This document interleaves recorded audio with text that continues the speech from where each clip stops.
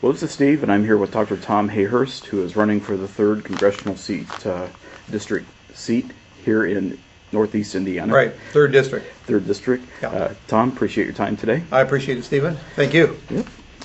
Well, the news today, Mark Souder has resigned.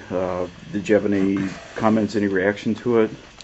Well, I will say I'll offer my respect to Mr. Souder and his family, absolutely. But beyond that, I'm focused on issues. My goal is to keep focused like a laser on specific issues, especially more jobs, better jobs for Northeast Indiana, and doing what I can as a citizen legislator in Washington, D.C. to make that happen. That's the focus as far as I'm concerned, and not on any one personality, whether it's Mr. Souder or anyone else. Sure. Do you think this is going to affect your campaign? I mean, you've kind of put all your energy into one opponent. Now that you aren't facing that opponent anymore, do you think you're going to need to change direction a little bit, or? Not necessarily. I'm firmly believe, after having talked with many dozens of groups, small and large groups, and a few thousand individuals during this last year. I filed a run basically almost a year ago. I firmly believe that working hard to bring more jobs, better jobs in Northeast Indiana is what we need to do. There are many ramifications of that particular matter. I might mention that as recently as 2 or 3 weeks ago, there were multiple different potential candidates. So I've been a critical care doc for 30 years and been involved in a lot of chaotic, tumultuous situations. I have learned, and I believe this is very much part of my makeup, in a chaotic situation where there's confusion, to focus on the goal, keep targeted on the goal, get the job done, for whether it was fighting for a patient at the patient's bedside at 3 a.m. in the morning when it was just myself and a nurse and 1 or 2 other folks fighting that battle, or when I was on city council, or fighting to bring passenger rail to the area, fighting to keep the VA hospital open. I'm a firm believer you have to set the goal and keep working toward it every day, no matter what. Mm-hmm. Are you a little disappointed at not getting that rematch with Congressman Souder? Oh, I'm not really disappointed by that. That's more almost like political insider stuff. As far as I'm concerned, I'm targeted on the issues, as I mentioned, and jobs is the big one, obviously. And I will say, anytime I talk about the problem in this congressional district, in the Midwest, in the U.S. with jobs, the numbers that are out there are very worrisome, and this goes back 20 years, not just 2 years with 10 and 12 and 15 or 18 or 20% unemployment.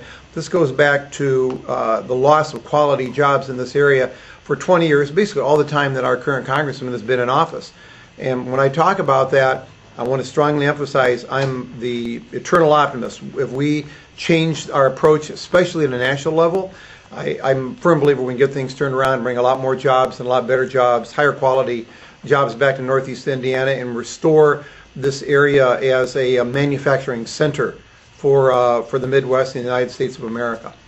I know one of the things that you and I had talked about last year was health care, and of course it's been passed. Do you think that needs to be looked at? Do you think there are any issues there that need to be tied up that you might have to deal with as a future congressman? Yeah, I definitely do. I mean, I've always been a firm believer for both economic reasons, all the bankruptcies from healthcare debt, economic reasons, moral reasons, that we need to work toward the goal of every American having affordable health care. With regard to that bill, it violates one very important principle with regard to any legislation. That is, if it's really good legislation, it's going to be compact and simple, not 2,700 pages long. So I have concern about the vastness of and ramifications of that particular bill.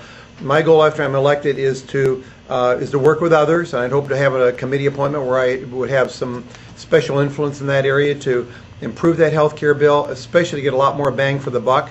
I'm a firm believer that Medicare needs to go out and negotiate the best deal for medications for 42 million people on Medicare, and that's not done with regard to Medicare. It is done for vets, and saves vets tens of billions of dollars. We need to do that. That's an example of something we need to do to take this bill, the bill that was passed, and make it a lot better legislation for folks here in Northeast Indiana and the Midwest and the entire U.S.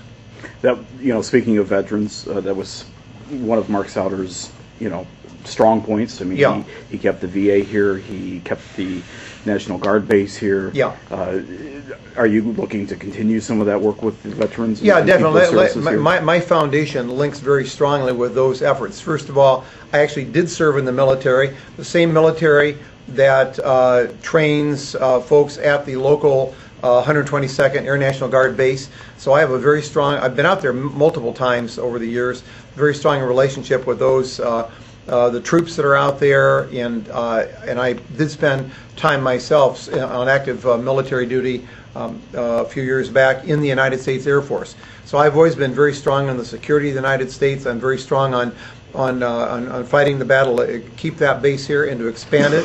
Provides very good service in many ways to the defense of the United States of America. And with regard to the VA, I'd like to make a couple other comments there. The so-called CARES Commission decided back in 2006 to shut down the local VA. I co-founded a group, and I'll emphasize co-founded, many other individuals were involved with an organization called Veterans for Better Healthcare.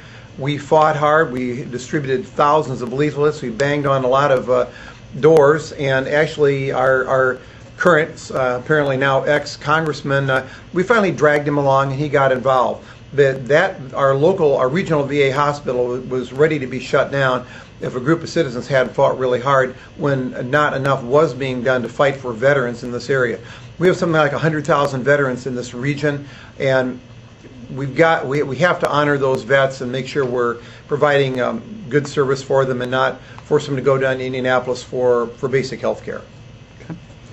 Anything else you might want to add? Any other issues that coming up? Yeah, one thing I would like to strongly emphasize that doesn't relate directly to issues would be, well, first of all, I think you can think of me as a citizen legislator.